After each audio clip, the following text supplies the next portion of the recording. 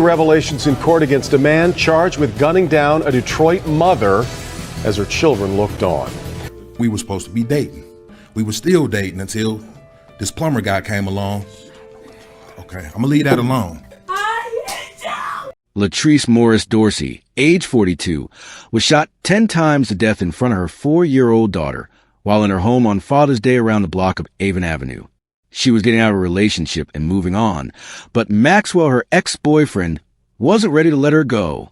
Dorsey's 14-year-old son and 4-year-old daughter were in the home at the time of the shooting. She would eventually die in the hands of her 14-year-old son. The man accused of killing a Detroit mom while her kids were home will be in court. Based on this case, we'll be traveling to Detroit, Michigan, a city known for its connection to the auto industry. It also has various historical significance. For professional sports teams, a vibrant nightlife district, and a thriving art and theater scene. Latrese Morris-Dorsey was a mother of 3 children, a 4-year-old, 14-year-old, and a college-age daughter. Latrese, a physical therapist, was married to Paul Dorsey, then got divorced before she started seeing Earl Maxwell. The relationship lasted for 4 years before the particular incident. The relationship was all they both wanted at the beginning, to the extent Maxwell got a tattoo of her on his hand. But 4 years down the line, things went sour, and Latrese decided she wanted to move on and try something new, but Maxwell didn't take that well. Latrese moved into a new home with her 3 children and was getting out of the relationship with Maxwell. Maxwell got cut off by Latrese on every platform possible, which made Maxwell call her previous husband, telling him what Latrese had done. Maxwell called Latrese's ex-husband, telling him, "When I see your wife, I'm going to kill her." Paul Dorsey tried to persuade him to calm down. He would go ahead to call Paul at least 20 more times before the incident, making all kinds of threats. Paul also said he told Latrese about the threats, the last of which was just 2 weeks before her death. On Father's Day 2017, at about 8 p.m., 4-year-old Jada was watching her mother get dressed. Latrese was getting herself ready to make her way to her sister's house for the holiday, but unfortunately, tragedy would strike, ending her life. Maxwell went to her home, walked into her room, said hello to the 4-year-old, and he proceeded to shooting her 10 times before fleeing. Justin, her 14-year-old son, had been wearing headphones to play his Xbox, but as soon as his little sister told her what happened, he ran to the living room, where he found his mother dying. He tried to resuscitate his mother and yell for help, but she eventually took her last breaths in his arms. Medical officials were called to the scene and pronounced Latrese dead on scene. Murdered with her children in the house with her, including her 4-year-old little girl. Now police say the search is on to find and question her ex-boyfriend. 7 Action News reporter Kimberly Craig has been talking to loved ones who say that ex-boyfriend has been a problem. Kim joins us live now. We understand that children weren't harmed, at least not physically, Kim. That's correct, Stephen. Physically, they're okay, but as you can imagine, heartbroken and damaged in so many other ways after what happened here. Now, Latrese Dorsey had just moved into this yellow house with her kids a few months ago after breaking up with her ex-boyfriend, a man who would not leave her alone. He told me last week, he said, if I don't get in touch with your ex-wife, I'm going to come and shoot her in the head. Loved ones of 42-year-old Latrese Dorsey say her ex-boyfriend was upset that she had already moved on after their breakup a few months ago. Detroit police are now looking to question 38-year-old Earl Maxwell in Latrese's murder. She was killed in her home on Avon in front of her 4-year-old daughter, Jada. She said he came in and he said hi to Jada, to her, and he started shooting her mom. Yeah, he shot her 5 times. Latrese's 14-year-old son, Justin, was in a back room with his headphones on playing Xbox, and he heard his mom arguing with someone, but he had no idea the sounds that followed were gunshots until his little sister ran to tell him Mommy had been shot.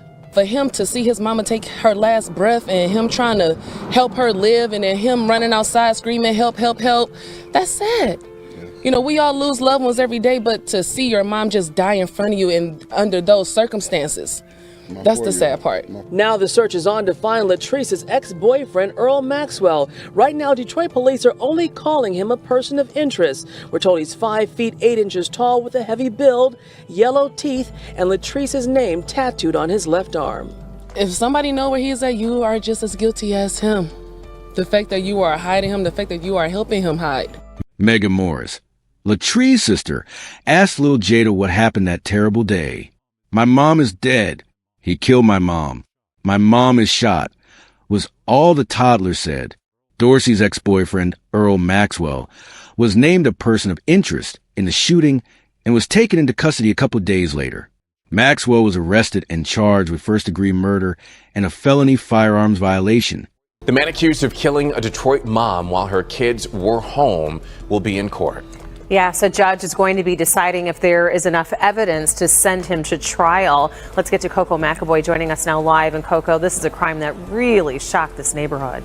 Yes, Rhonda and Evra, that really did shock the neighborhood because the woman was shot and killed in her home while her kids were also in the house. And today, 37-year-old Earl Maxwell will be in court facing charges for her murder.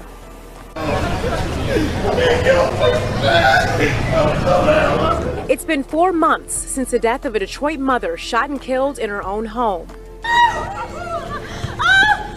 This was the scene that day as family and friends learned Latrese Morris-Dorsey was murdered. What's really disturbing is that there was a 4-year-old child in the house and a 14-year-old, and to find your mom, to hear the gunshots and come out into a room and see your mom laying there bleeding, my heart goes out to them and to the family. Police say Dorsey's ex-boyfriend, Earl Maxwell, shot her multiple times in her home near 8 Mile and the Southfield Freeway. Dorsey's teenager heard arguing followed by gunshots, and neighbors recalled what happened next. He just said, "Help, that's, my mama's been shot, my mama gonna die. I don't know if he didn't kill my mama, I don't know what's going on." Neighbor Ron Wilson tried reviving Dorsey that day. I gave her CPR and, I noticed the bullet wounds. I noticed she took her last 2 breaths. Medics responded to the scene and pronounced Dorsey dead. Police say Maxwell turned himself in to the Detroit Police Department a couple of days later in connection to the deadly shooting. He turned himself in after police publicly named him as a person of interest on June 20th, 2017. Chilling new details coming to light today in the murder of Latrese Morris-Dorsey. Dorsey was killed back on June 18th inside her Detroit home. Her ex-boyfriend, Earl Maxwell, faces first-degree murder charges in the case. Jason Goldthorpe is following the story for us tonight. And Jason, he is headed to trial. During his trial, Maxwell stated that he accidentally shot Latrese Morris-Dorsey 10 times. However, Latrese's estranged husband, Paul Dorsey, said that he received disturbing phone calls from Maxwell, where the killer said that he intended to attack Latrese. What did he say the first time you spoke? When I see your wife, I'm gonna kill her. The second time he called, he reiterated that he was gonna hurt her. Maxwell's defense attorney, though, challenged Dorsey's testimony, saying it conflicted with his statement to police. Well, no, sir. What did I just say? I said, first time I said he called back, he said he killed her. He called back 5 minutes later, told me he wasn't going to kill her. But that's what he said. He said twice he was going to kill her. Okay, but that's not what's in your statement, is it? Yeah, that's because, let me tell you why. That's because my wife was dead, and I'm going through my mind crazy, okay? And you guys question me. I know, go ahead, do your thing. Let's do this. But the prosecutor pointed to another statement, Maxwell's. In his statement, claims that he accidentally shot Ms. Dorsey 10 times. He specifically indicates that he accidentally shot her in the back of the head, in her hands, throughout her body. All with that 4-year-old girl in the room. And what you heard there, a word, accidentally, is what the defense is focusing on to try and get this first-degree part of the murder charge. That seems to be the sticking point here, including one of those shots that went to the back of the head, they saying was accidental in kind of this whole flurry of things. But again, he was bound over on the first-degree murder charge as well. Wayne County prosecutor was asked how he felt about the case, and he stated that what makes these allegations especially disturbing is that the crime was committed in the presence of one of the deceased's children and within earshot of another. Another baffling part of the trial was when Maxwell was trying to justify what he had done to Latrese in the court before he was stopped by his lawyer. We were supposed to be dating. We were still dating until this plumber guy came along. Okay, I'm gonna leave that alone. Maxwell continued on with things that had the judge telling him to zip it until finally... But I was wrong. I was wrong, and I'm sorry, and ain't no way I can repay this. It's between me and the Lord now. I just want to let y'all know that I have repented with every bone in my body, and I can never take this back down here on this earth. And I just want to let y'all know that the Lord gave me a dream that she's with the Lord, and that's the only thing that kept me from killing myself. Back here alive, her family didn't think much of his repenting. Apparently, the judge didn't either, sentencing him to 25 to 50 years in prison.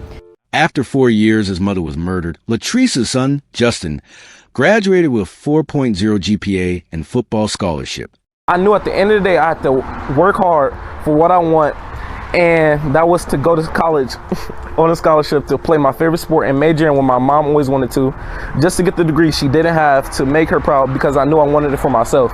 We all want to be successful, but first you have to want it for yourself, and that is what I achieved. Justin wants to make his mom proud, achieving what she couldn't because of her untimely death. He just wishes she was here to see it. She supported me through everything, and just for me to accomplish my dreams and goals, I really wish she could see me. May Latrese's memory be a blessing for her family and for all who knew her, and may her life and death be an inspiration and a turning point towards justice and increased protection for domestic abuse survivors. Please stay safe, and see you guys in the next video.